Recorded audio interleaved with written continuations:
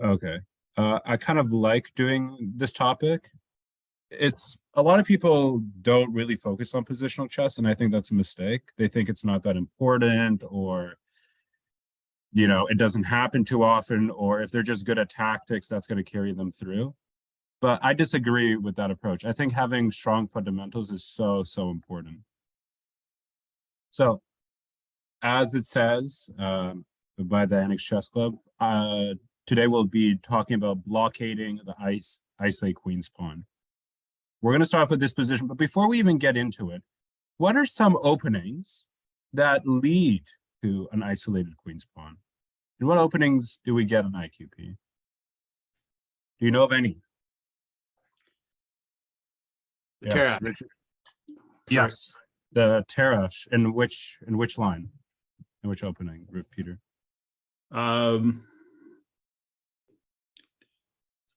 It can happen usually when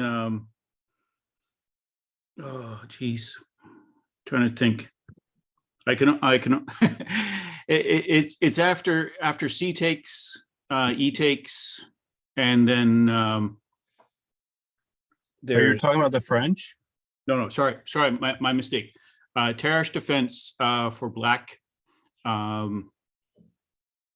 with against D5. In the Queen's Gambit. Queen's Gambit, yes, sorry.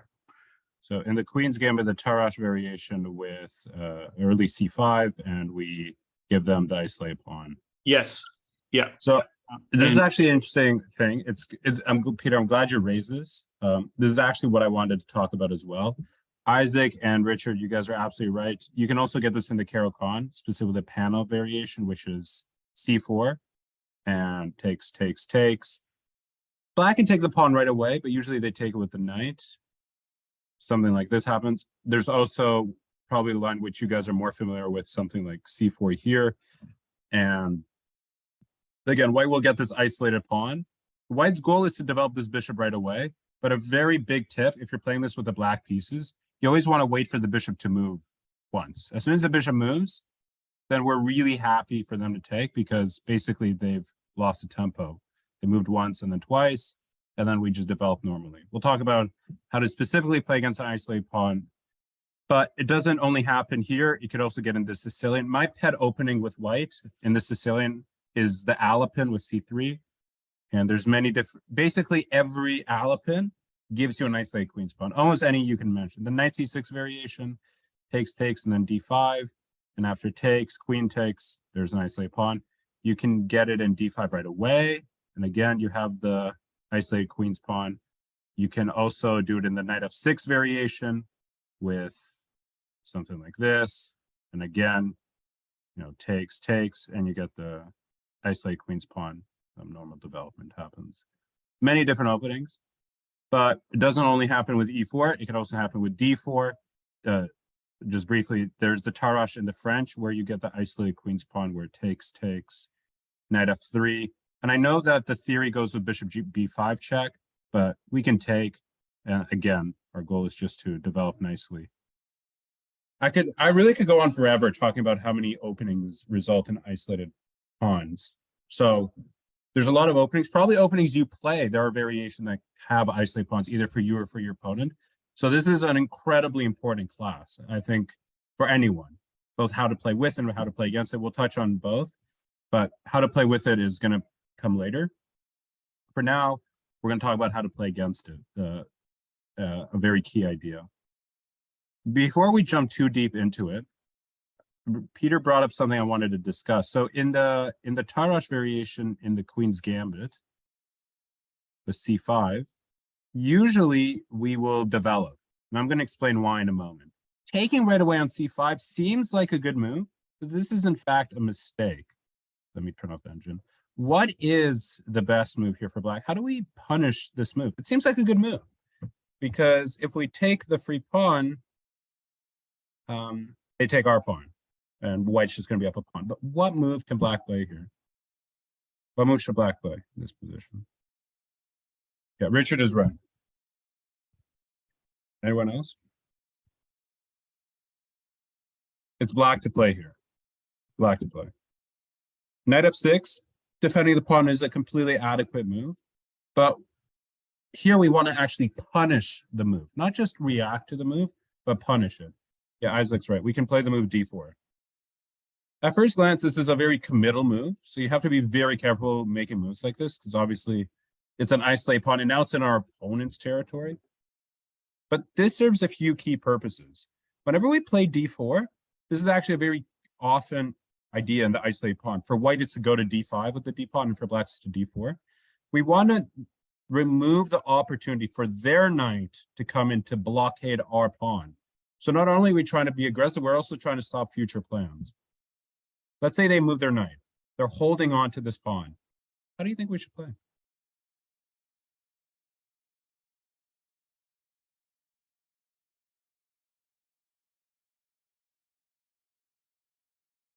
Okay, Richard, yeah.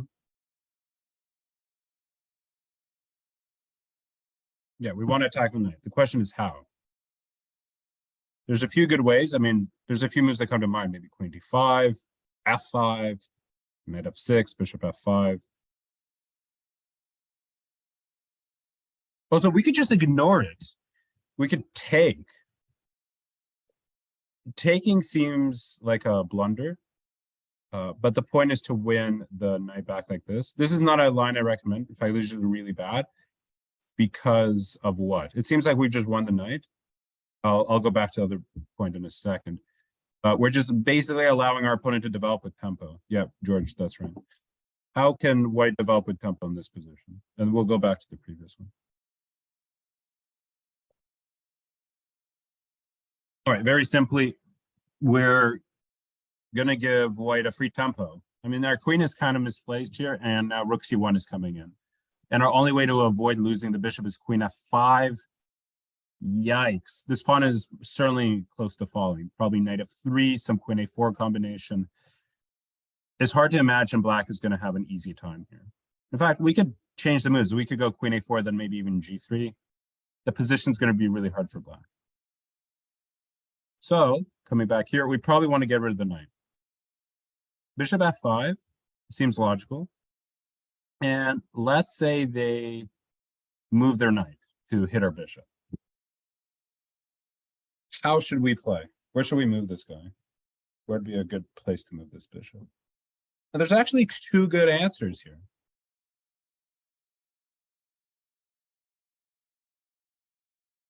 Keep control of d3.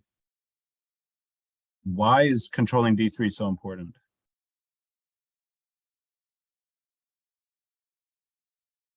Okay, so just for clarification for what other people are wondering, I was told to move bishop g6. I like bishop g6, but it's not to control d3. Certainly controlling the square in front of you is important, but here our opponent has more than enough control of the d3 square. The point behind playing this move is that we're limiting our opponent's knight. In fact, the knight has no active jumps. That's why I really like this move. When we're playing chess, not only is it a good idea to figure out the optimal placement from your pieces, but you also want to play against your opponent. And so I really like this move, bishop g6. You kind of kill your opponent's ability to play any active moves for their knight. And development for us will be simple. This is only a temporary sacrifice, but it's going to be really hard to imagine they hold on. Yeah, George, I want to address that move in a moment. It's going to be very hard to imagine white holding on to this pawn. Right? Let's say they play knight f3, seemingly a good move. We're developing with tempo. Well, then we just take the pawn. Right? But what if they play b4? The white is adamant they need to defend this pawn.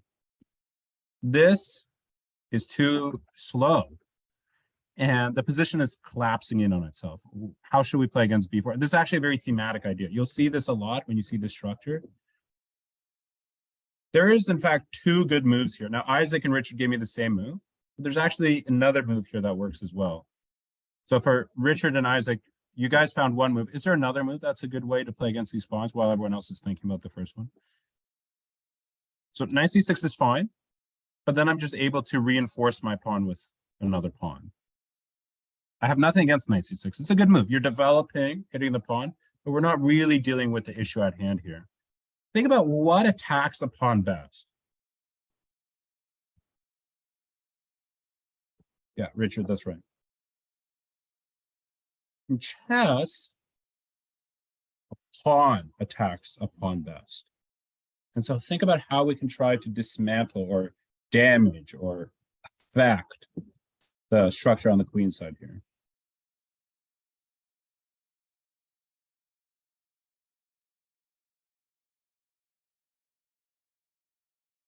Yeah, George, that's right. There's two moves. There's the move a5. This is a more principled approach. In chess, you want to remove your opponent's defenders first, and we're trying to distract this guy. In the event that this pawn takes, well, then you're effectively just losing everything on the queen side. Certainly, they're up a pawn, but this pawn's going to be lost soon, and probably a2 as well. If they don't defend it with a pawn, it's kind of hard to imagine this structure holding on for too long. We can develop with tempo. Bishop c5 is in the air with some queen a5 checks.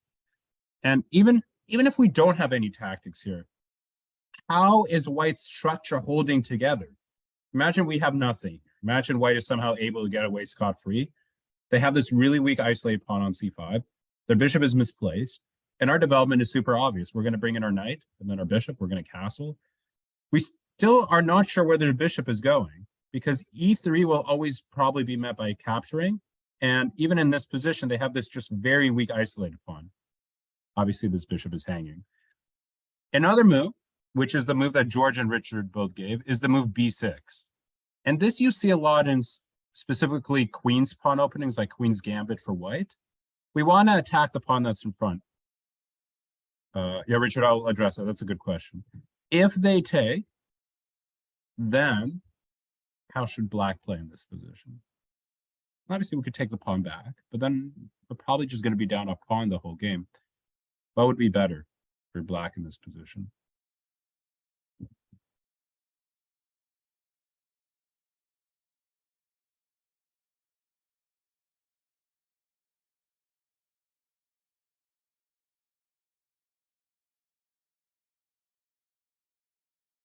How do we play an in-between move? Richard, you're absolutely right here. Yeah.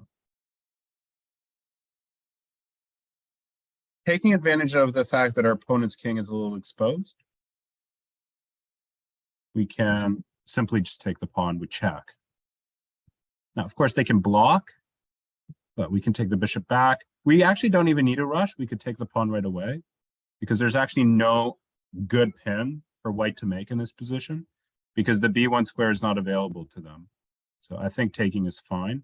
It's a little bit unnerving. Of course, you could take with the bishop as well. This is probably, if this was a blitz game, I would take with the bishop with the sole point of trying to play against this pawn. Because anytime they create a battery to try to win this, that means that this pawn on a2 is not going to be well defended. And keep in mind, who says that we need to lose this pawn?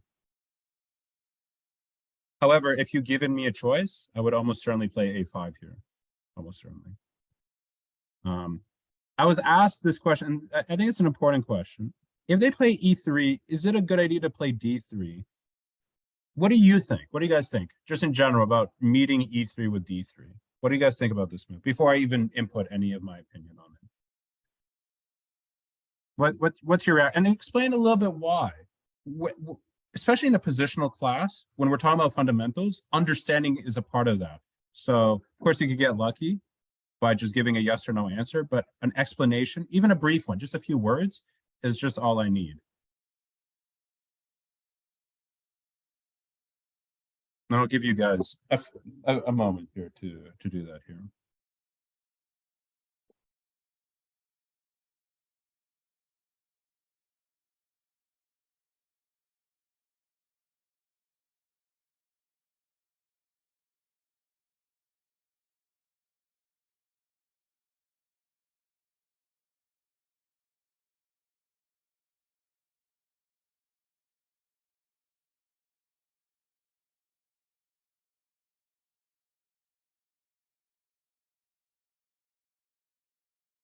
So we have to be honest with ourselves when we see a move like this. D3 is a very committal move. If it works, it's a stroke of brilliance because we are really going out there. But the problem is that this pawn is so far advanced, so far away from our own pieces, it just doesn't work in this position.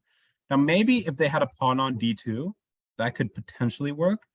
but there's no way we're able to hold on to this pawn. Just a simple move e4 is good enough, and this pawn is literally getting lost the next move. We just don't have enough pieces. We don't have any pieces that we can use to defend the pawn at all. We cannot bring a rook in. We can't drop another bishop. If this was some crazy house, and maybe this would be a great move, but we're just unable to hold on to this pawn, and if it just falls, right? Okay, we take here and they take there. If we don't want to take because the bishop is able to take back, and so we're really just helping our opponent, simply taking on c5, and we're creating this symmetrical structure that is better for black because we're more active. Like, let's say something like this. And I really like this move as we're playing against this bishop. This bishop is now not going to develop due to the hanging pawn on b2. The bishops here are phenomenal. And sure, white is going to try to play against them. But at the moment, they're very active here. And our next moves are just going to be develop our minor pieces. So when you have, I'm kind of getting ahead of myself here because I should talk about this for later. But a tip is when you have an isolated pawn, it's almost in your favor to trade it off. You're happy to trade off the isolated pawn. Okay. We talked a lot about the isolated pawn, but now let's really get into it. So let's talk about blockading. And let's start off with a pretty simple position. In fact, there's nothing more simple than this. I'm going to give a really simple question in the beginning, and then we're going to get harder as we go. So what move should black play? And there's a kind of a point behind this. I'm not just trying to give you a very easy puzzle. Yeah, Isaac, you're right. Yeah. Anyone else? What move should black play here?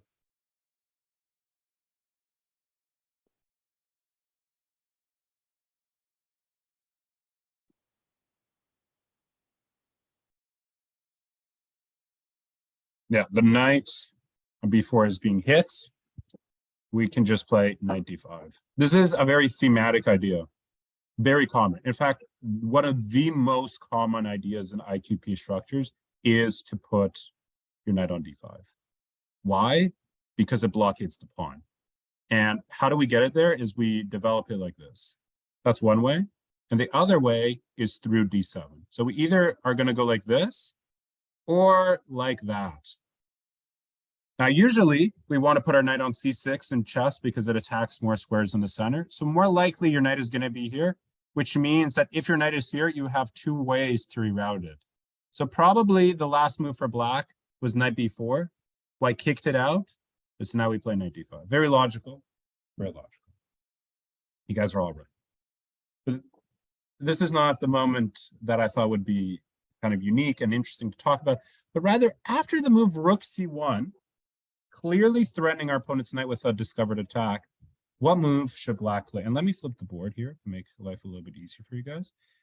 What move do you think black should play? And this is kind of an interesting decision. When you give me the move, just give me a few words why you chose that move. I want to point out that if I were to turn on the engine here, I'm gonna, as I speak, feel free to continue thinking about your move. If you were to turn on the engine here, there's probably 3 moves here for black that are more or less around equal in evaluation. And so if you were to analyze this with a computer and not your own brain, you'd be like, oh, like 3 different moves work. Why is Mark really fantasizing this position? Wrong approach. Because if you play certain moves, it will completely change the nature of the position. We're playing against an isolated pawn, so our plan becomes more obvious. If we change the nature of the position, it becomes much more difficult to come up with a plan. And maybe that means it's going to be much more difficult for us to play. Maybe that means our pieces are poorly placed. I'll let you guys think. How do you think black should play? And tell me why. In a few words. I'm not looking for essay. I'm not looking for paragraphs. Just a few words.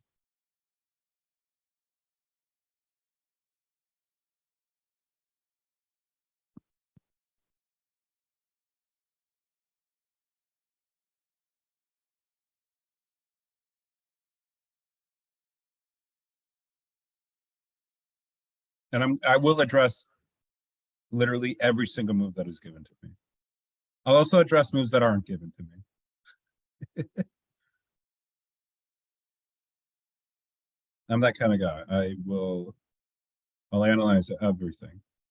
Usually people don't have a lot of people don't have questions for me because I analyze everything, but always feel free to ask if I've forgotten to take a look at something that you thought was important.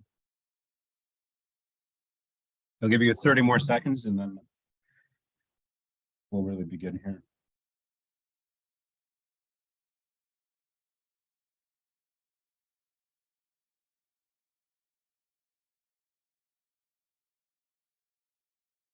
So really, the question for you should be, where do we move our queen? Because we can't ignore the threat. Now, I just want to point out, and this is a move that someone gave, the move rook c8 is a blunder in this specific position. Maybe you meant something else. Because white has the discovery 95, and if queen c1, then what move will white play to win material? A Zwischenwurf in German, or an intermezzo in Italian, or an intermediate or in-between move in English. We are able to avoid losing the knight. Before capturing the queen, we will deliver a knight check. Now there's two different checks. So I always encourage you to give me coordinates. This way you're specific with me, so I don't have to guess what you're saying. But more importantly, you're being honest with yourself. Knight e7, and then we take the queen. We're up a knight. And funny enough, you can't even attack the knight, because if you do, you get checkmated in one. Okay, but I'm really just getting away. Yeah, very beautiful connection of the knights to deliver mate. I just had to show that. Somebody said knight takes f6. This is okay. Ultimately not as good, because in this position, our knight is also hanging on e5. So after all these trades, probably, actually, I wouldn't even say black is losing in this position. I would say this position with perfect play is a draw, because my rook is quite active, and white has to deal with backrank mate right now. So, but I'm okay. This is way too so unrelated to what I'm trying to say. Okay, I always get lost, so I have to reel myself back in. So we have to move the queen. The question is where. So we obviously not on the c file. So we really have a few options. We have queen d6. We have queen d8. We have queen b8. We have queen b6, and we have queen a5. And we're going to look at all of them. We're going to look at all of them. And let's start with both queen b6 and queen b8. They're actually related. They're both equally, well, not equally. Queen b8 is worse. But queen b8 and queen b6 have a problem, both of them. Let's see if any of you can find what is the issue with queen b8 and queen b6. They're both related in some way. Something white can do here. What can white do about both of these moves? Isaac's right. Good job, Isaac. Well, not right now, UMac Arthurs. If you could put in your whole name, UMang and UMac Arthurs, so just I know who you are, that'd be fantastic. If you could just change your name on Zoom. Yeah, Richard, that's right.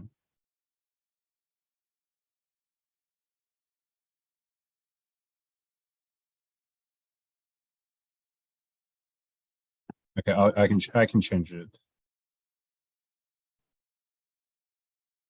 Oh, just space it out, just so I know your first name and last name.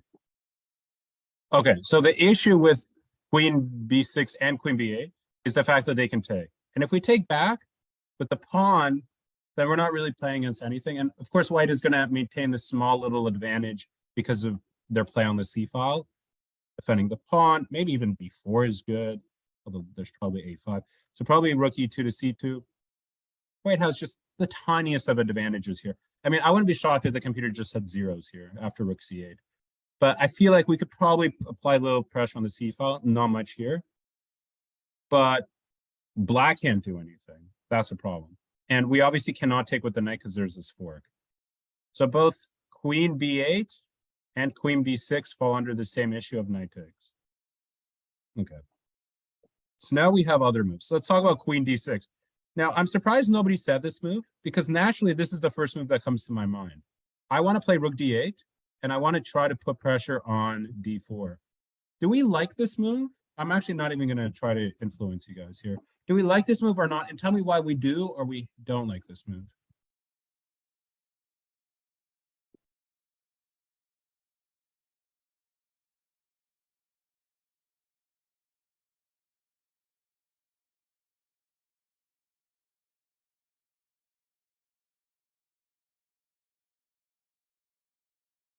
Always, when you're playing positional chess, tactics have to be you have to be comfortable with tactics in the sense of strong positional moves are backed up with good tactics. You just want to make sure that when you're playing logical moves, you're not blundering anything. There's nothing sadder than outplaying your opponent and then blundering material. It's happened to all of us. It usually happens to my opponents, but it happens to all of them. They casually outplay me, but then I show them that at the last moment, when they took the foot off the pedal. I'm just joking. Queen d6 is not something to be afraid of. This is a good move. I'm okay with this move. It offers just a small problem, though, which I will mention in a moment. Knight b5 is not something to be worried about because we can kick out the knight. And the knight is unable to come in. Right? Knight c7 is, our knight's here, and knight d6, where it's not a move. What could be a potential issue here? How can white develop with tempo?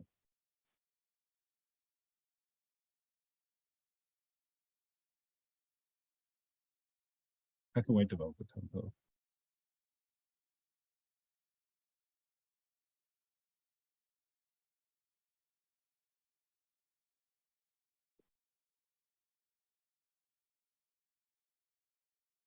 Knight c4 is not really developing with tempo.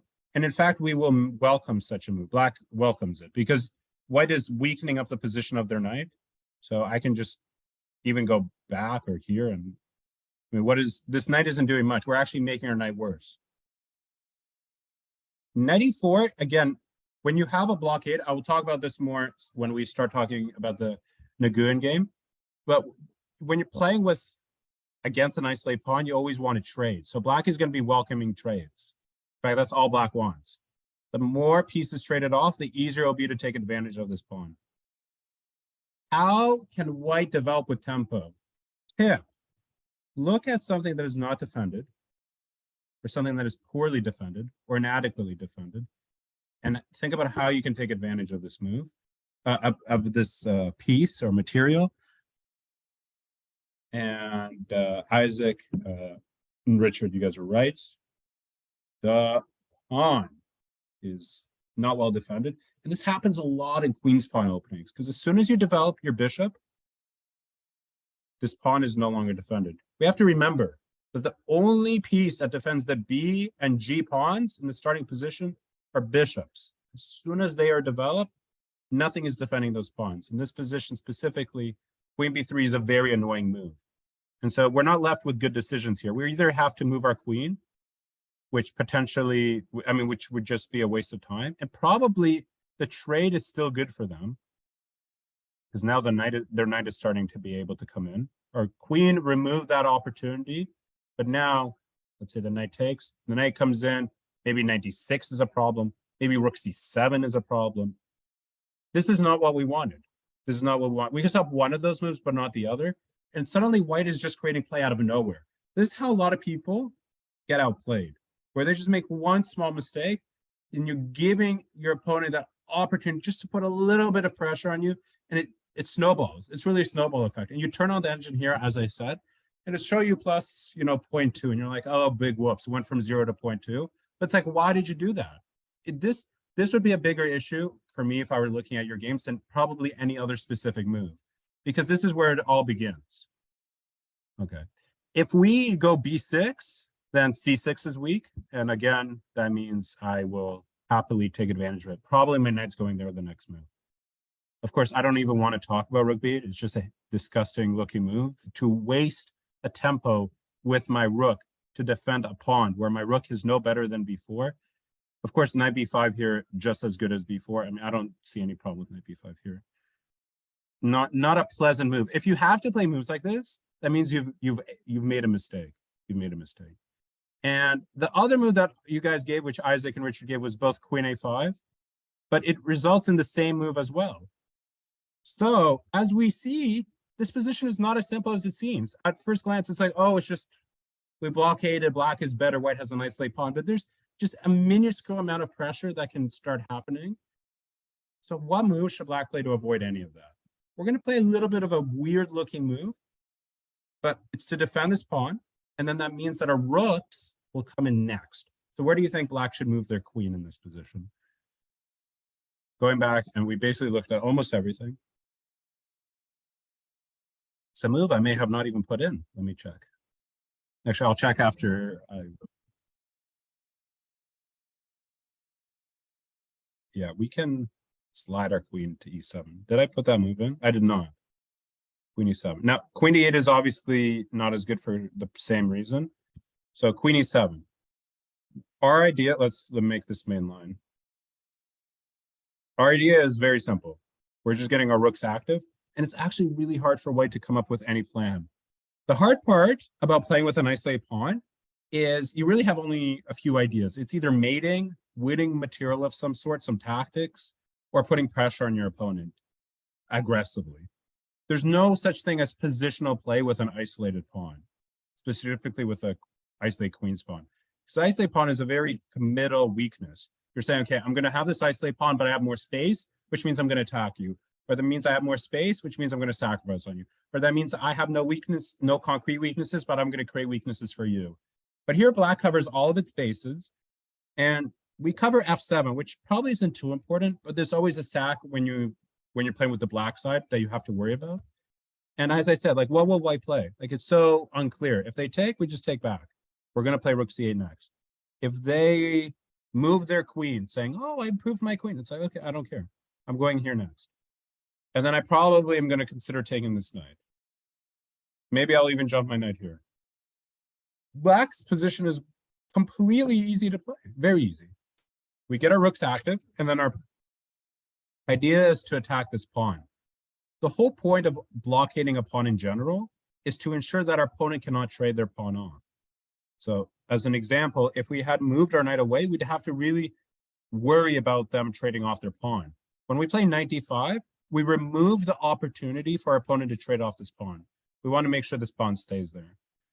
And okay, black's position here is completely good. So one other question that someone asked is, why can't we just take this knight? Seems like a good move. Even if rook takes, we can sidestep our queen and do the same thing. Although maybe they can do this, and that's probably problematic. Another issue is that we are actually improving our opponent's pawn structure here. They have now hanging pawns, which I've taken a look at. I like taking a look at hanging pawns. It's an interesting concept. But hanging pawns is not as bad as isolated pawns. The pawns are defended. And white potentially has the b file to put pressure on this pawn. It's going to be harder for black to really play against these pawns, whereas it's much easier to play against this one. So we don't want to change the nature of the position too much. Queen e7 is good. Okay, you guys are probably tired of me fixating on this position. I mean, we've basically taken a look at every variation under the sun. Let's move on. Okay, so there's really, I'm going to put this in while you guys are thinking about a move here for black. So it's going to be black to play. There's really two ideas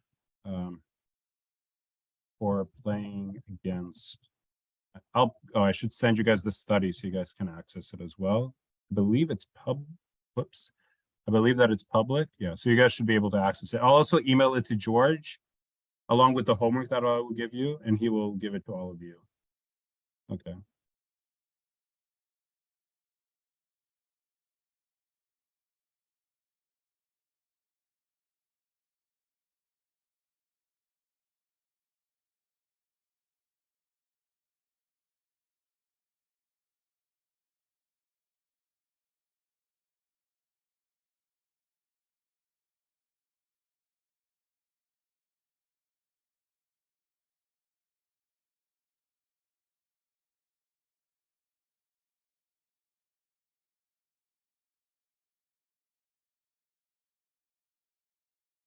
Knight is almost always the best blockading piece. Okay. So I kind of told you the answer. But in general, I would not consider taking this pawn. It's very dangerous. And it's like, why? Like, best case scenario, you probably win a pawn. But worst case scenario, just lose on the spot. Like, ready, the issue is that they're threatening to trap our knight. And if we try to play e6 to save our knight with our bishop, white could take, and then go bishop c4. So we're not even going to win material. We're about to lose the pawn back. And what did we get for it? Nothing. In fact, you could say, but Mark, don't we win this pawn? Again, you're really playing with fire here because we're so underdeveloped that even if white doesn't go for material and tries to go for this pawn on b6, white can just really put a lot of pressure on us. And we deserve any tactical loss we get. Look at these pieces. We haven't developed them. Yeah, whereas white has developed everything. I mean, I would think even rook a1 to a8 is a good idea, even this move. So this is not the move you should consider. This is very dangerous. Unless every tactic works and you're spending 3 hours on that move, it's very impractical to play. So knight d5 is good. And so white's going to develop their bishop naturally. Let's say they play the move bishop to d3. How should we play against this move? The greater concern isn't how do we play against this move specifically, but think about the structure. If I gave you a few moves, what does your development look like here?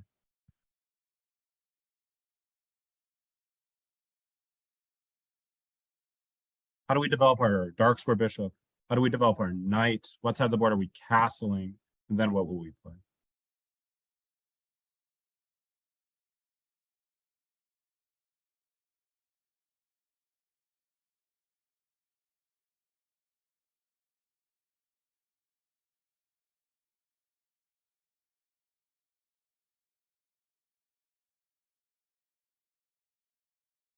Yeah, Richard, that's good.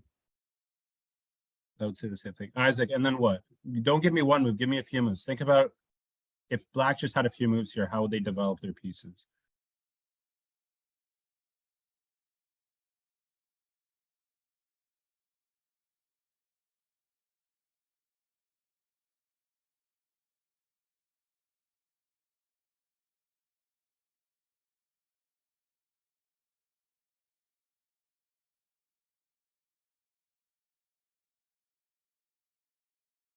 Yeah, Isaac, that's good, Isaac. Yeah, good job.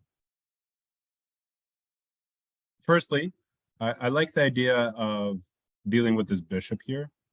Now, we certainly are not playing e6. Why is this not good for us? And forget about the tactical component of the fact that knight g5 wins material. But just tell me, yeah, Peter, that's right. Why do you think I'm against this idea? We ruined our pawn structure. Apart from the fact that we've created an isolated pawn on e6 that becomes very easy to attack, with moves like knight g5, as I just said. Your opponent now has the blockade that they can play. They can do the blockade on us. And we're not really improving anything. The f-file is not worth it when we castle. So, of course, we're going to play g6. They'll take. If they don't take, we ignore it, right? We can just develop easily. But if they take, again, we want to keep our pawn structure nicely together, so we're going to take the h-pawn. We're going to go here. We're going to play knight d7. We're going to castle, and then they play a3. What should we do with this knight? Kind of the last point. And this is the most important part for me, to see what do you guys think we should do with this guy? I mean, the knight on d7 currently, it's not bad. It's dealing with this knight e5 idea for white. But can we improve our own knight? Yeah, Isaac, that's right. Yeah, Richard, that's definitely true. Now, if this was a really fast game, like ultra bullet game, I would, without a doubt, put the knight on f6. But this is really a beginner, not a beginner. It's a easy move, but it really doesn't do anything. And in fact, you're actually lying to yourself when you make this move, because you're like, oh, I'm improving my knight. But if you really think about it, you've blocked your bishop. And what new square do you have for your knight? I mean, it's not serious. Knight g4 can be kicked away. And conversely, you give your opponent that active square. I really like the idea of b5. This move b5 is multi-purposeful. Potentially, we were going to double up and play against on the a file. That's number one. Number two, in the event that they ever put pressure on our knight, we can always reinforce it.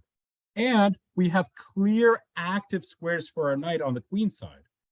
When we play knight f6, it's not, there's no clear active squares on the king side for the knight. I mean, where's this knight going? But here, it's much more evident, right? The two moves, and again, you could play b3, but as soon as you do that, that means a3 becomes weak. And I could take this low. I don't have to play this right away. And maybe I play e6, maybe I move my rook. I can play bishop f8 to put more pressure on this pawn. Maybe I can go b4 to undouble my pawns. Position for black is great. It's great. They're very easy to play. And again, this is one of those positions that is around equality that you need to really start getting a good grip of where you want to put your pieces at. Because there's different types of equality. And I think soon we're going to get to a stage where computers going to think everything's either made in 1 million or 000. But you have to learn how to play in those 000 positions where it's like, oh, I could do this move or that move or this move. But if you follow the World Championship game, the rook and knight and 2 pawns versus queen, the famous Carlsen versus Nepo match last time in game 6, the computer was saying zeros for a long time until suddenly Magnus was winning. Of course, very complicated position. I don't want to say anything about Nepo. Obviously, I wouldn't have been able to hold that either. But my point is, there's different types of zeros. That computer was saying that, oh, it's just a draw. But obviously, Magnus had no chance of losing. Even if he blundered 2 pawns, it was a draw. If he blundered a knight but kept those 2 pawns, it was a draw. So it's like he could get away with quite a few things and still hold, whereas his opponent had to play accurate moves. Here, we have a very pleasant position where opponents, again, it's very unclear what they're going to do. We have a lot of ideas. Playing on the A file, activating our knight. That's exactly what we want to see. Okay, let's move on here. And what move should black play here? It's a Kole Zukertort, Bator Sambuev. Back when he used to live in Toronto, was famous for playing this opening exclusively. And he once destroyed me with it with white. I've learned how to play against it, but he hasn't played it against me since. He decided to be nice to me. He beat me once and he's like, all right, let's try something else against this kid. It's only this year where I actually started getting some points on the board against him. It's actually a move that we've already spoken about. Yeah, Isaac's right.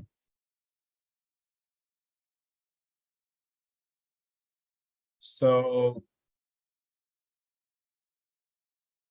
I'm getting some conflicting answers. Now, okay, it's important to note the tactics, just in case anyone's asking. This is not a free pawn because of our queen that's going to get lost. And this seems to be a blockade. But before I talk about this too much, this move loses the game instantly. Shockingly. Why?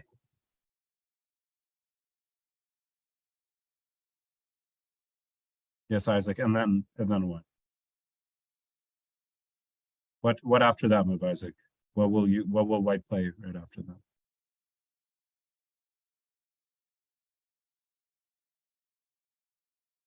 Yeah, and then what? Yeah. The issue here, and this is really important, and I'm glad that this move was brought up. When you're blockading, you cannot forget about the safety of your own king. In this position, white is winning because nothing is defending our king, really. Knight C, b3, and then block. What do you mean by knight C, b3? Oh, knight C, b4, I think you meant. Yes, okay, I understand. That's why I'm here. It's okay. I can read minds. I'm a mind reader. Bishop h7 for white wins the game right away. If you ignore it, that will lose the queen. And if you take, you have to come back. Now suddenly this bishop is hanging. I don't have to rush to take the bishop. I could really play with my food a little bit, threaten mate in 1 if I want to. I would say in a practical game, I would probably take this bishop. The computer's going to hate me for it, but who cares? I'm definitely winning this position. Not only am I threatening your knight, I'm also threatening a fork. I'm up 2 pawns. If I don't win this, I don't deserve my title. I should just give it away. But yeah, this knight is very key on f6. And in fact, we're going to look, maybe I should jump to chapter 8 right after this. There's a chapter, is it chapter 8 or maybe it's a different one? I believe it's chapter 8, where we talk about this structure about these two knights. Generally, you want to have a structure with your knight on f6 and your other knight comes to d5. Why? Because this knight will serve the purpose of defending your king. That's all it needs to do, right? We want to make sure we can deal with the queen and bishops thing. Because think about your knight. It's really taking away a lot of squares. We're removing the queen. And one of the basic ideas of attacking is you want to put major pieces on the same file as your opponent's king. Okay, well, that square is gone. The other square is queen h5, right? Double teaming on h7. That square is gone. h7 sacks. That square is gone. No Greek gifts, no queen activity, nothing. Our one knight does all of that. As soon as you move it, it's kind of like a can of worms. Suddenly everything is winning for your opponent. So we must activate our other knight. And we're going to bring our knight into b4.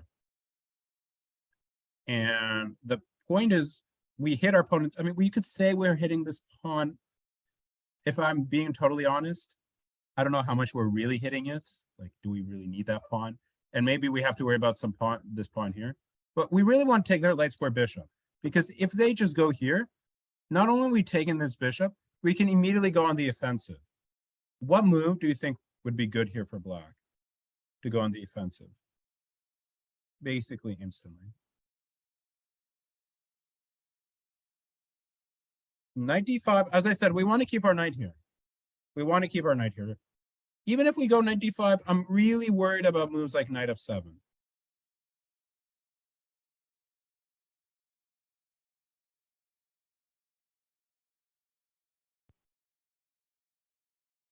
When you're playing chess, think about your least active piece. Think about how you can bring into the game. Bishop f6.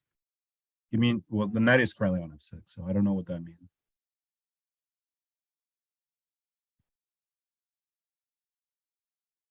I like the move.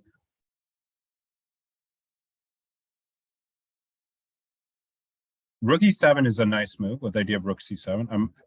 I really like this move. This is a good move. I also like b5, which somebody gave as well, with the idea of queen b6, kicking out our opponent's knight. Also queen d5, threatening mate in 1. Many good moves here. So a lot of opportunity to become nice and aggressive. If they swing their bishop back to b1, then we could do what we wanted to do. Why did we put our knight here to do what?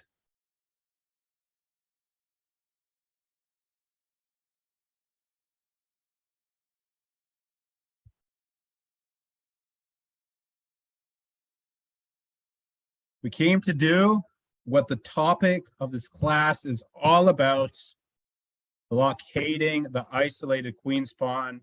We get to do it right here, right now. No questions asked. We're going to go knight d5. And we're actually threatening something here. What are we threatening in this position?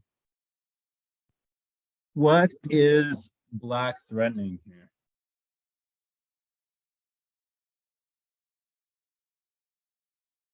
Richard, probably with the knight there. Wouldn't make sense to take with the bishop. Almost certainly we're taking with the knight. Almost certainly. I actually can't imagine, other than maybe queen f1, I can't imagine taking with the bishop. But you're absolutely right. Knight f4 is coming in next. Huge fork. g2 is falling. Fantastic position for black. Just beautiful. And if white has to spend their time dealing with that, that probably creates more issues. And by the way, even if we didn't have that fork, the issue is they can't bring in the rook, obviously, as we know, knight f4. So they have no rook lifts at the moment. It's just like, what do they play? Like, do they start just going and opening up their own king? It's one of those positions that's really hard for white to play. But for black, it's so easy. Like, as Isaac has told us, we can reroute our rook here. We can play b5 to kick out this knight. We can try to go for space on the queen side. We can improve this bishop. We can fianchetto this bishop. We can do whatever we want. Black structure here is optimal in the sense of our pieces are good and they are only going up from here. They're good and they can only go up. However, white's pieces, this bishop is blockaded by this pawn. This bishop is good, but it needs help. This knight is good. it needs help. And this knight is all not doing anything. And the major pieces are also not doing anything. Conversely, our major pieces are going to come in and take the file. We can kick out our opponent's pieces, and our position is very good.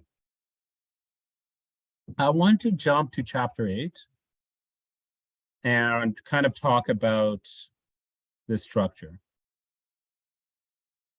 It seems that, oh, everything's good. It's one of those normal isolate queen's pawns. But black rushed to play knight d5. Or they had their knight on d5 and they decided to keep it this way. By the way, if your g8 knight gets to d5, that means that this knight needs to get to f6. This is really important. We needed to defend it this way.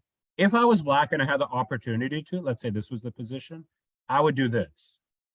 But I don't have the opportunity to, because if I go knight f6, what would white play here? There's actually there's one good move here. There's one good move here.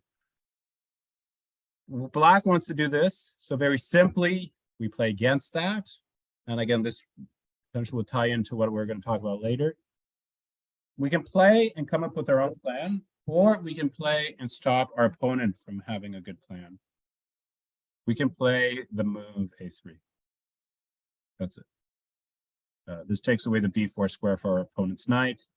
And that means that they're going to have to waste some time to get their knight there. They can move their bishop and then get their knight around. Okay, they move their bishop. Now they have to worry about getting pinned.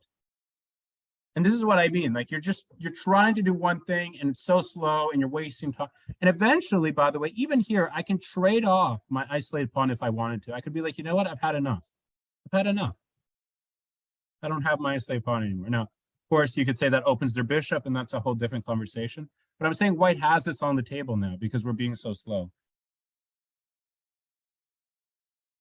Now, what if we don't do that? What if we just make some normal move? Let's say we play b6 to develop our bishop on this diagonal, right? Because the bishop is currently blocked. Why don't we just put it on this diagonal, Mark? It's a wide open diagonal. I know this is a good diagonal. White is much better here. You could almost make the argument white's winning here. Why? What move do you think white should play here?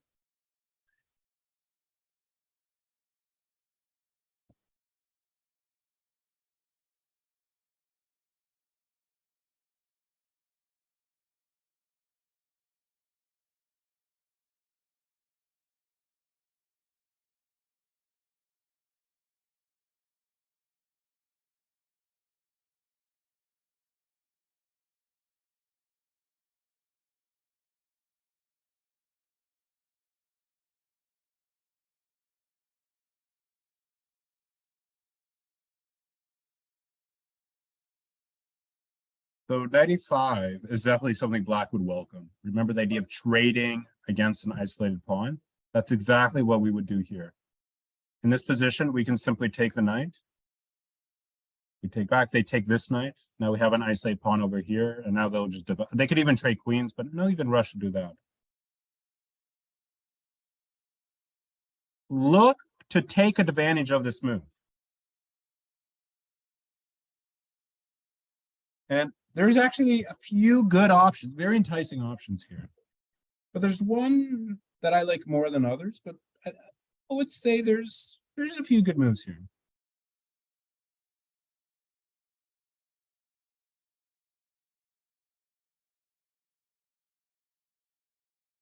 A3 is never a bad move. A3 is good. It's a good move. I would say A3 is okay. We have better. Again, think about how we can play against them. There's this interesting idea of playing the move. Yeah, we could ignore them and play our own thing and try to mate them. This is a common idea in the IQP structure for white. We can play A3 or just some sort of waiting move. Knight B6. How is that possible? This is the B6 square. We can play just some waiting move with A3. And the point is that when they develop their bishop, what will we play to make sure that this diagonal is blocked forever?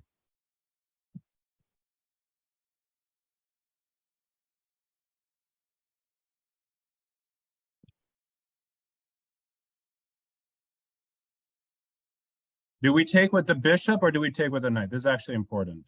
One is not as good as the other one. If we do, actually, I'll give you a second.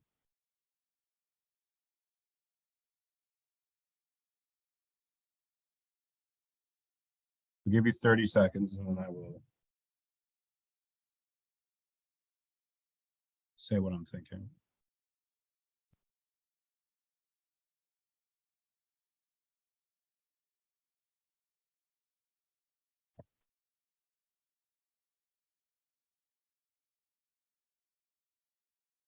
I would say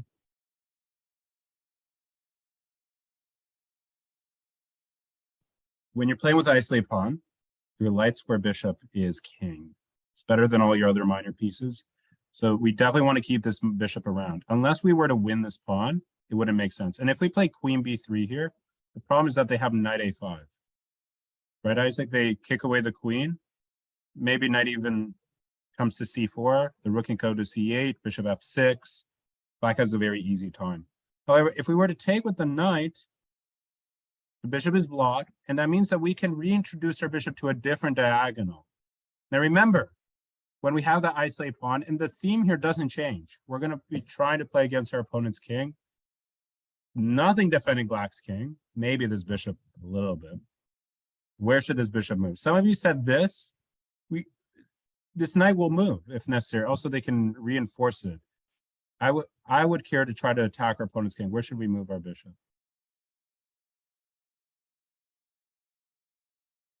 Bishop d3. Why? Well, we can try to create a battery to go for mate. We can move our knight to go for queen h5. We can move our knight to lift our rook. We could play h4. By the way, this is an idea maybe none of you have seen before, but the idea of going this. Many different ideas. So let's attack their king. So as you see, the knight, as we just talked about in chapter 3, the knight belongs on f6. It must be on f6. So if it's somehow on d5, you should strongly consider bringing it back for the sake of defending your king. Can black take? Yeah, so that's a good question. The whole point of h4, I guess I should have gone a little bit more into depth there. The whole point of h4 is that we usually do it with a rook here. So let me just make a move here. Let's say rook e3. Let's say some move. We play h4 here, and the point is that if you take, I can lift my rook up to try to come here. And if you don't take, then I might have knight g5. I'm not saying it works particularly in this position. I'm just talking about specific, more or less ideas that happen. And sometimes we do just straight up sacrifice the pawn here, and we still try to get the rook active like this. Also a very bizarre way of activation. I wouldn't play this. It's just an idea I would consider. Okay, a very bizarre game. I wasn't able to find who played this, so my apologies. If you find it, you can let me know. It's black to play, and the position is striking, right? It's unlike anything we've seen before. And it seems great. And this is an issue, as I said, I will talk while you guys are thinking. This seems like an issue a lot of you have, and I think I mentioned this last class as well. That, oh my God, Mark, all my pieces are great, but now what? Oh, everything is good. I've done everything you told me. I doubled my rooks. My queen is good. My knights are good. My bishop is great. And if you just take a very basic look, it's kind of hard to disagree. Like, what can black do to really improve this position? But the mistake is that you're only thinking about yourself here. You're being selfish. Think about how you can react to your opponent's position. Look at your opponent's pieces. How can you play against them? That is the question. Not, oh, like my pieces are so beautiful. If we were just playing chess on itself, then this is one of the most beautiful positions black could have. But that's not it. White has pieces. White has pawns. How can we play against them? Black to play.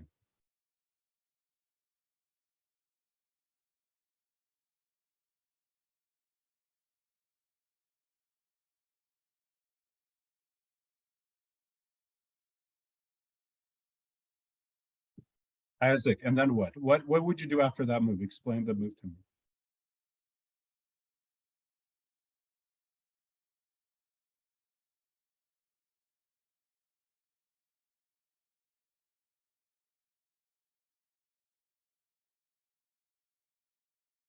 Okay, and then what, Isaac? What after that? What's the idea?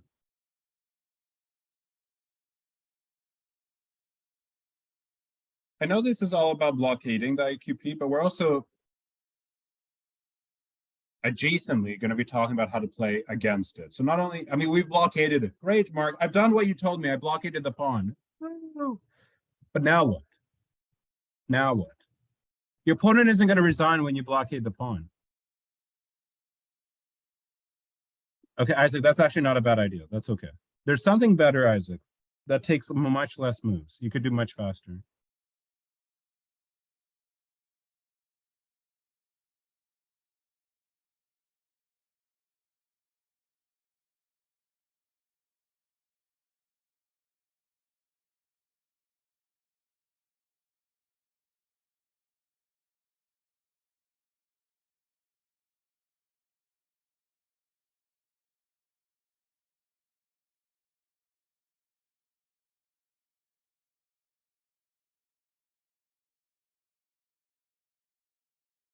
Okay, that's interesting.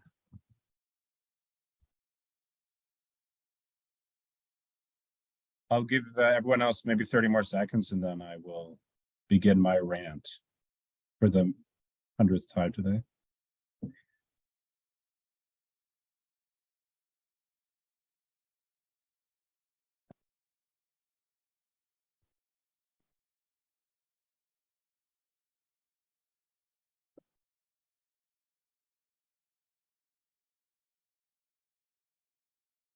And don't think about it too basically. There's actually a few good options. And George, your move is amazing. There's really a few good moves here, and I wanna talk about them, and I'm gonna talk about the moves you gave me. And wow, Bo, amazing stuff. That's a great move as well. So there's two good moves, and George and Bo gave me two of them. F5 is something we have to be really hesitant to play because it's so committal. We're opening up our own king, and we're creating this weak backward pawn. And that means that white is going to have an easy time here.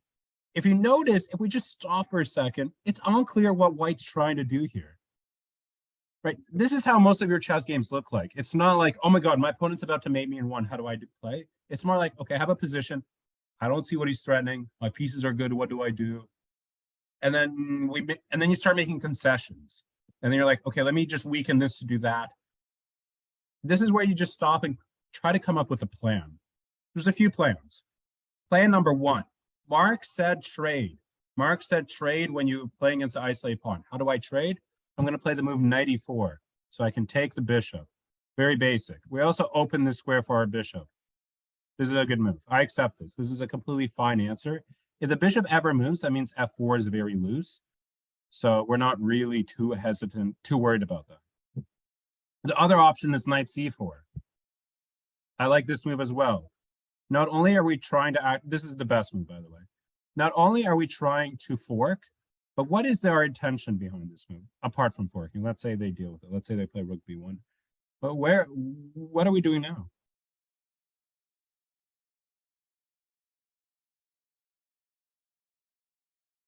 Where can this knight come in? Oh, wait, no. Sorry, this rook. The rook was hanging. Sorry, my apologies. Nobody told me, but I told you I was going to make mistakes.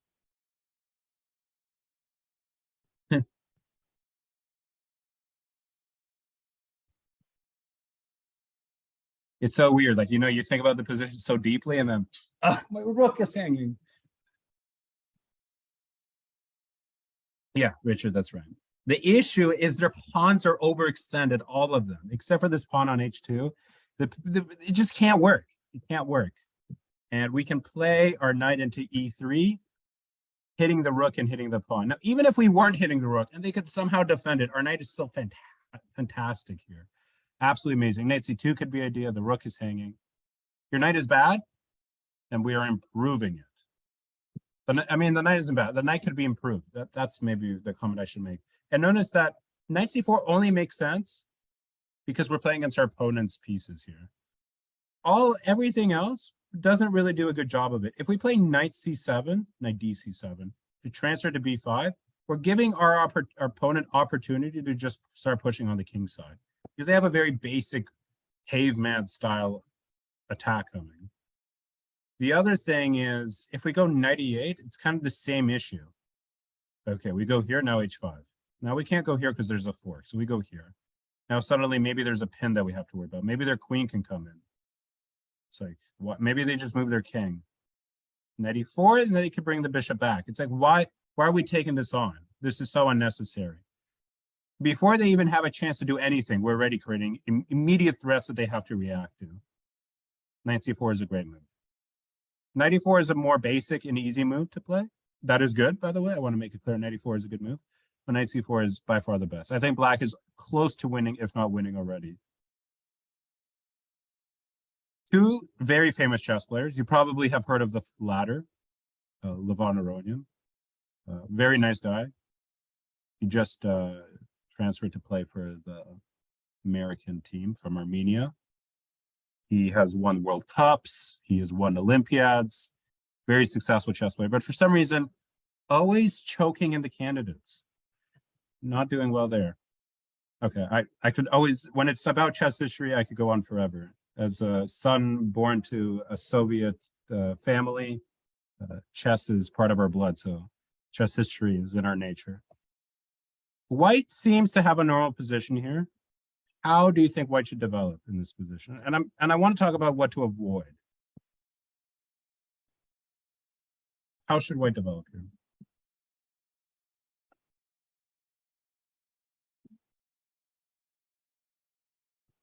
And remember, we're sticking with the theme of blockading. Now, knight e2, very slow.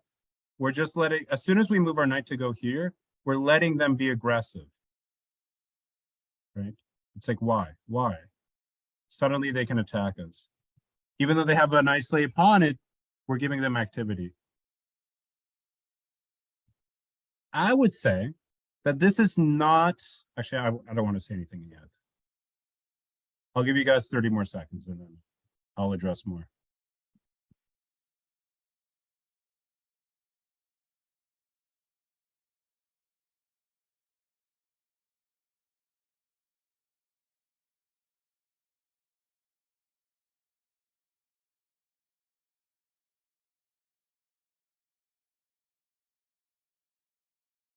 And try not to just give me one move. As always, we're trying to develop our pieces. We're just in the beginning stages of this game. I like the idea of not focusing on blockading. Blockading here is a mistake. I'm going to talk about why. And not even now, but in general. This is not one of those positions where you blockade. Okay, why? It's like, Mark, what's the difference? They're all isolated pawns, Mark. What are you telling us? You're confusing me. The issue is we just should worry about putting our pieces on the most optimal squares. And you're going to see that white is going to make way too many concessions for the sake of creating a strong blockade. Now, obviously, we don't want to go knight d4 because black at some point will take it. I mean, you can make the argument for taking it now even, right? And some check and actually maybe, yeah, some check even, and maybe their knight can come in. Or maybe even the fact that this pawn could be loose could be an issue. Maybe the queen can go to b6. Maybe the knight can come to e5. And they can just become aggressive. The issue with bishop d3 is... Actually, no, there's no issue with bishop d3. Sorry, bishop d3 is a fine move. We could go b4, but this is not really a tempo on the bishop because tempo indicates that you're developing yourself, and we're not improving our position at all with this move. I mean, sure, we're hitting the bishop, but how does this improve anything? White played bishop e2. And their point behind this move is to ensure that they can really blockade on d4. So black is going to take more space, play castles, bishop b7. And here white plays rook d1. Now rook c8. White plays bishop e1. And as you see, too many concessions are being made. We put our bishop not on the most optimal square, away from the open diagonal. We're bringing our bishop back. Another concession. And black, in the meantime, has just been slowly improving their position. Black plays rook e8, rook c1, knight f8, and this is where it really happens. White plays knight d4. Seemingly a good move. All right. How should black play in this position?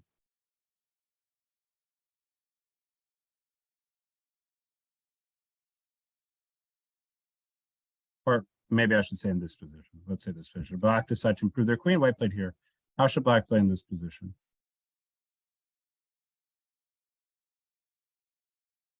The mistake of blockading.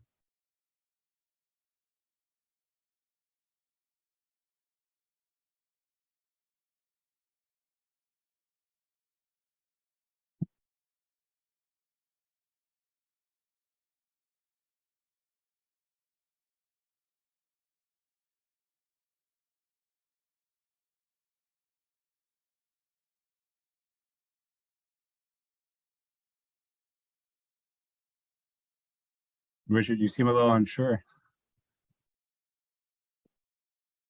No, this is not an easy question. As I said, it becomes difficult quickly. What? Okay, Isaac, let me respond to you.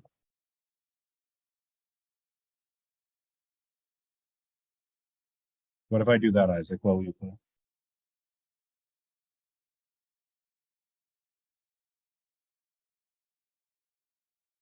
You do that anyway?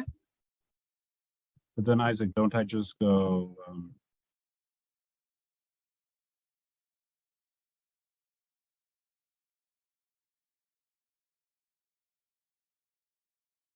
right now, Bo?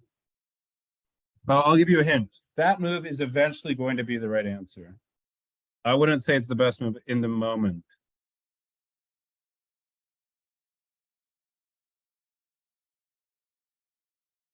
And I'll tell you why later. I'll tell everyone why, actually. Yes, Isaac, that's right.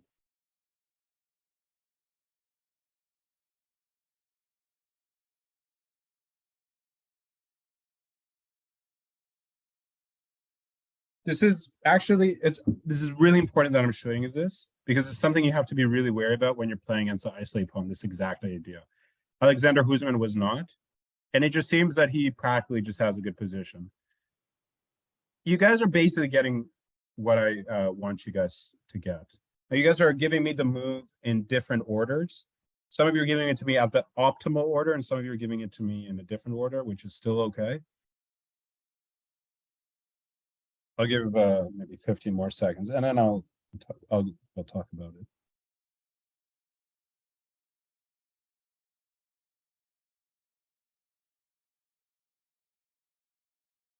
Knight e4 is an okay move, but it doesn't really punish white for their slow play.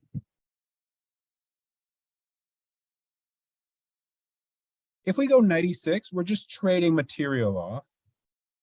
Which, if we have an isolate pawn, do we really want to do that? If they take, I mean, I guess we could take with the pawn, then our structure is a little bit weak, and eventually they're going to play e4. Like, you can make the argument of playing e4. Bo, that's perfect. Yeah, Bo. You can make the argument that they'll play e4 next, and then e5. Then suddenly, yikes, they could be attacking us. We take the knight first. Shocking move. You're like, what? You trade off your best minor piece? Okay, well, it's a committal decision, but why? If they do pawn takes, then they just tactically are not able to hold on to the pawn. We could either go rook c4 first or knight e6, but basically this pawn is not, you're not going to be able to hold on too long. Also, even if you are able to hold on to the pawn, I can activate my pieces very nicely along the center, and your pieces are so poorly placed. So even though the position is semi-open, your bishops are not going to show their advantage here because of their poor placement. So you move your bishop back. Okay, great. You take, well, then you unisolate my pawn. I don't even know if that's a move, if that's a word. I'll probably double up on the e file, and I'm pretty happy. If they take with the rook, then, well, I guess you guys could probably figure out what black does here. What will black play?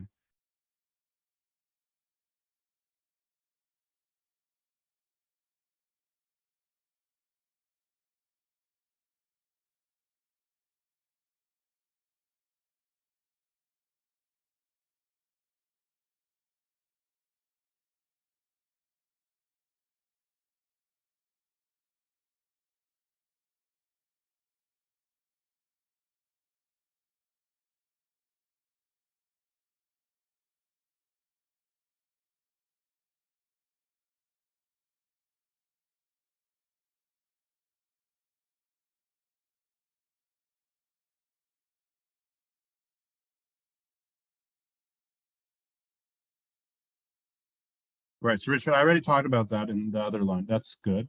But there's actually something even better than that. Obviously, as everyone can predict, the first move is not too difficult to find. 96. Our friend brings the rook back. Now what?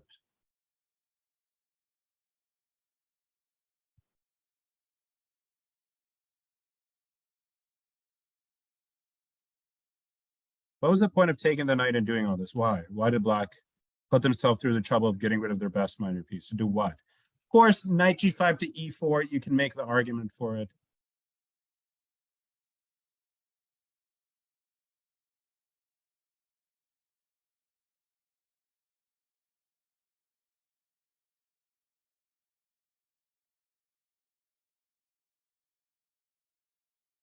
Knight e4 right now, but then again, knight e4 is not too, it's not something that we should be afraid of. Suddenly the d5 pawn is falling. Wow, Richard. Wow. Too good for me, Richard. Push with d4. If they take, well then, okay, this is just horrible. We can take, we can go knight g5. Probably taking is just horrible for white. If they take our bishop, and then they take our pawn, it seems that we just blundered a pawn. But in fact,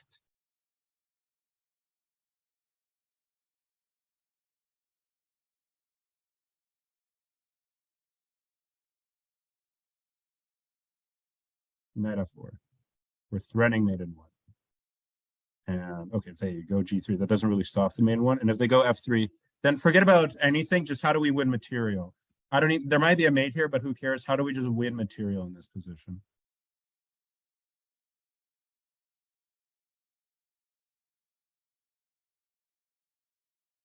Due to the pin, the knight is actually not doing anything.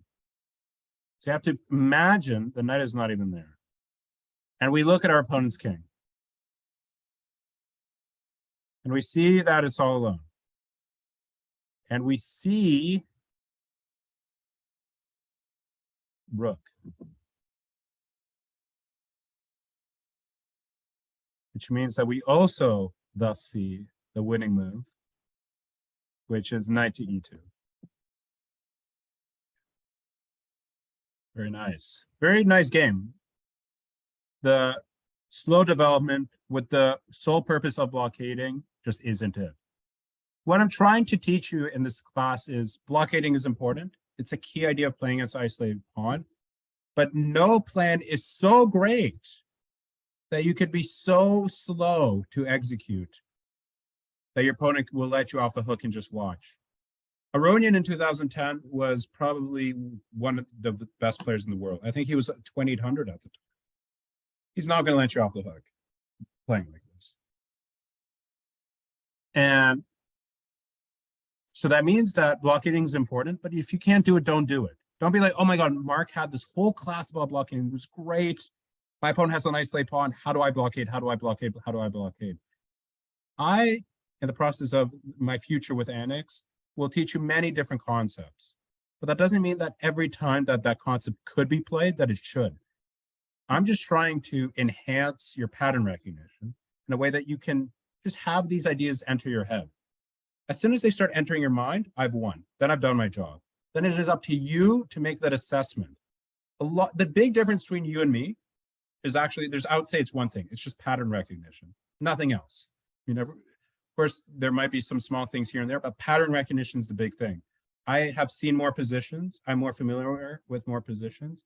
And thus, when I see a position, I'm like, okay, there's many different ideas here. Which one should I pick from what I am familiar with in the past? A lot of you, when you guys play chess, you're not familiar with these patterns. So you're just like, okay, let's just make a move. But that is actually the difference. So once you're at my stage and you're like, okay, he has a nice late pawn. Okay, what do I do? Okay, I could just develop normally. Okay, I could blockade. Okay, I could trade off pieces. Okay, I can play on the queen side. Okay, I have many different plans. Okay, which one will I pick? That is the dialogue I want you to have in your head. Not, oh my God, he taught me this, let's do that. Mark is going to be so happy with me. Your goal is not to make me happy. Your goal is to make yourself happy. I'll be happy if you're happy. Okay, let's bring it back to the basics. I've seemed to have made it quite complex. So let's bring it back. Let's tie back all in. Very basic. It's actually a Tarrasch, the French one, Peter, not the Queen's Gambit one. This one is the French Tarrasch. And very common. We've traded off the E and D pawn for the C and E pawn. They have this isolate pawn on D5. Okay. How should I play? There's no trick. I want to make this clear. I'm not tricking you. So don't think that there's some trick. I want to make sure I put that in. So you're not like, okay, Mark must be saying something. Now remember though, what have we spoken about? Remember what we spoke about. Everything that we talked about is important. Do we use this knight? No. The knight on F3 does not move. We keep the knight on F3. We don't move it. Even though at the moment it doesn't seem that they have any attack, they don't need much to start really going for something on this diagonal. Right? Like if we go here now, we really have to get concerned about H2. We move the knight, now all of a sudden their knight comes in. And it's like, why all this? I like the idea of knight B3. Why? Well, if they take, we welcome this trade. Even though it seems that we're going to double our pawns, how should we take the knight?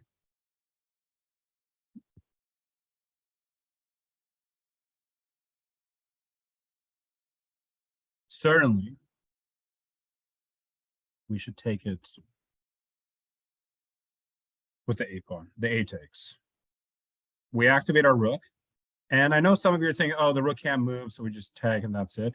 But actually, if they go A6, you can make the argument for a rook lift along the fourth rank. This is the Botvinnik idea, very patented in the Caro-Kann. As I said, ideas, pattern recognition. I'll just show it to you. I'm going to delete this, but I'm just going to show it to you. You guys are probably all familiar with the Caro-Kann. And there's this very famous line that Botvinnik invented, where in this type position, everything seems normal. And any normal development is good. Like any move that you think is probably fine here. But he came up with the move H4. We're threatening to trap the bishop. So he goes H6, now H5. Okay, and so what was the point of hiding his bishop here? And in fact, why we'll trade off bishops here anyway. The point is that we're able to later introduce the rook into the attack. So when you go here, then you go here, and then you castle, I can now play knight e4, and then I'm going to go here in nature. And already I have a huge attack. Now, I would not be able to have this idea just springboarded into my head when we talked about, which one? This position of rook lift. But I know the Caro-Kann, and I know the rook lift there. And so suddenly that idea pops into my head here. And obviously we could put pressure on the d5 pawn if necessary, but a rook lift here could be useful. I'm not saying we have to do it. Again, we make that assessment in this position. I would obviously certainly develop the bishop. I'd probably get my queen active. And then you could consider maybe rook d1, which is a much more basic move. Rook a4 is probably okay as well.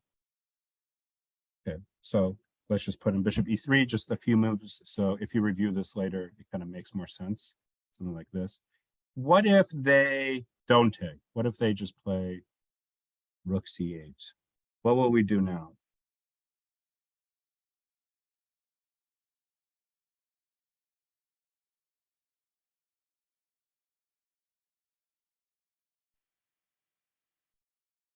No time like the present to blockade. We could reinforce the knight if it's getting attacked, but actually knight d4 is actually threatening something a little bit tricky. What is the idea behind knight d4? What kind of potentially active idea are we threatening? Let's say I play a6. I want to go b5. That's right, Richard. Our famous friend Benjamin would tell us both. Knife f5, Benjamin Feingold's quote. Knife f5.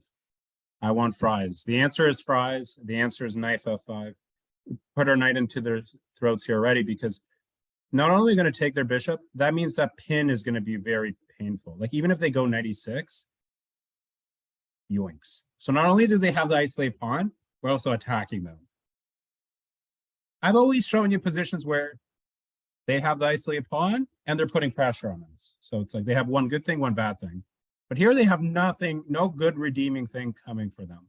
We're putting pressure on them and they have the weakness. Not good. Not good. This is what we want to avoid if we have the isolated pawn. Okay, we can make this main line. And let's do 7. So we did 8. I guess we're not going to have time to do the Timur game, which is fine. It was a rather complex one. This is kind of the last test of what we've spoken about. I'll give you guys a minute. And actually, I don't want you to give me any moves for your opponent. I don't care about them. I want you to give me the next 3 moves for white. 3.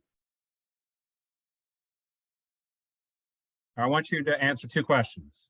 Actually, the next 4. Sorry, the next 4 moves. Where does this knight go? Where does the queen go? And where does this rook go?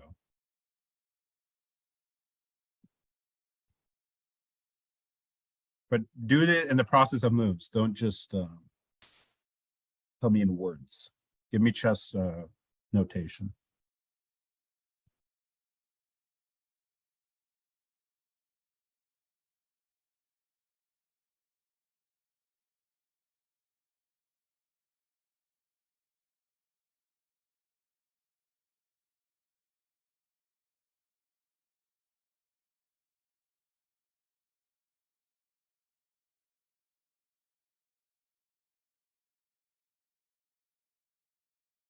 Okay, Isaac, that's not bad. That's not bad.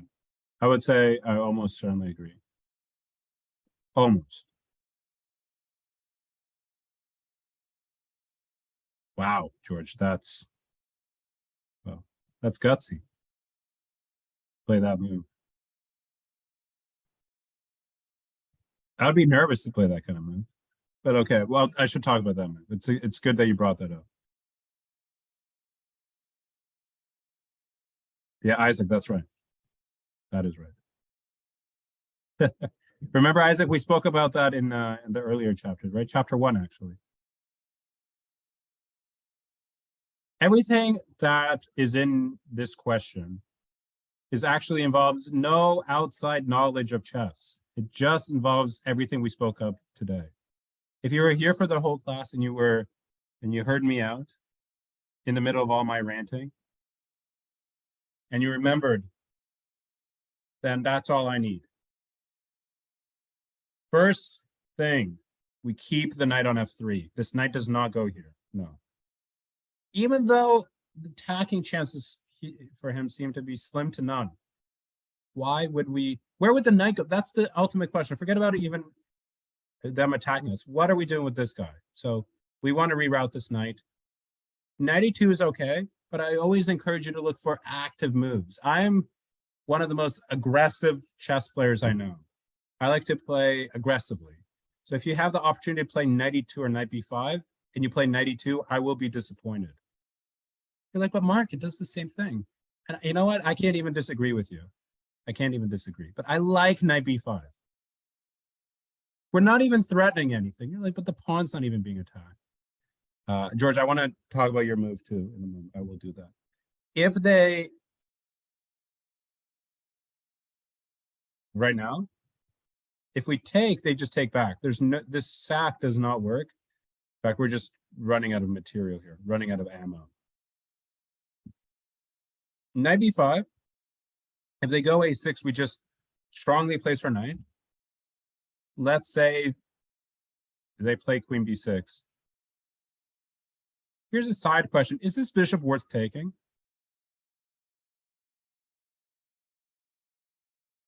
And justify your answer. Don't just say yes or no. Maybe a sentence.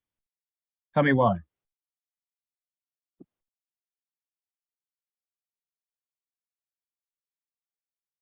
So it's funny. I'm going to tell you an answer, but I'm going to tell you that there's a FIDE master who is probably 80 meters away from me who would disagree with my answer. My father, who's a FIDE master, loves bishops. loves them. And so he's going to say, Mark, you have to take. What are you? If you tell them anything else, you're just teaching them garbage. So disclaimer, I'm teaching you garbage right now. Don't take the bishop. The bishop is bad. No, but honestly, I disagree with my father here. Like, certainly it's something to think about. I like the idea of knight f5 more than taking, because apart from the fact that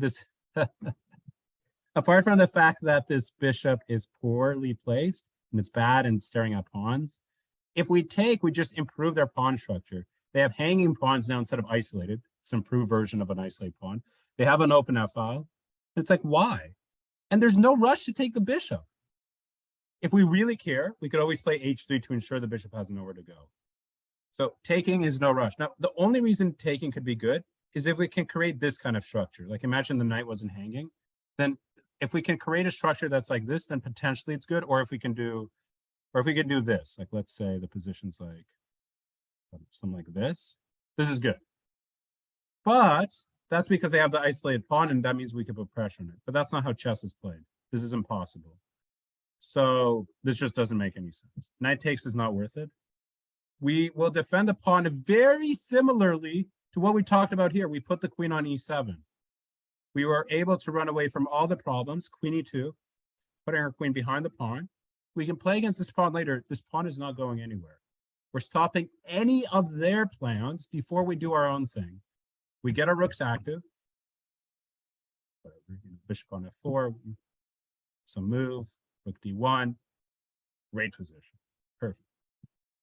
Oh, it's important to mention, I mean, nobody asked, but if the knight goes here, then you can make the argument for this position, because it's those pawns that we spoke about just briefly, that he has damaged pawns. But the issue is maybe the knight has nowhere to go. But of course, these pawns are really bad. No. Okay. So the beautiful structure is this. We blockaded the pawn. Our pieces are standing perfectly. Now, our next goal is either to play here to improve our dark square bishop, to put our knight in the center. Maybe we can build our own attack on the king side. Maybe we can rush our pawns, many different plans. The last thing I want to say before I wrap this up is we cannot play the move e4. I mean, we can't play e4, but we don't want to, because it gets rid of the isolated pawn. And black is slightly worse here, but that is all. They are only slightly worse. We have a spatial advantage, but we got rid of the biggest reason for them being in a disadvantage, which was the isolated pawn. They had no way of trading it. We are making sure now that they have no way of trading it. And because of that, we have no reason to not think that we are better. We're just in the driver's seat here. And we are going to move from here on in, taking more space here, here, and so forth. Okay, maybe I will put the answers to chapter 9, but I will email the homework to George. Or actually, maybe I should end the recording here. How do I stop? Here, let me stop recording, but then I can stop recording.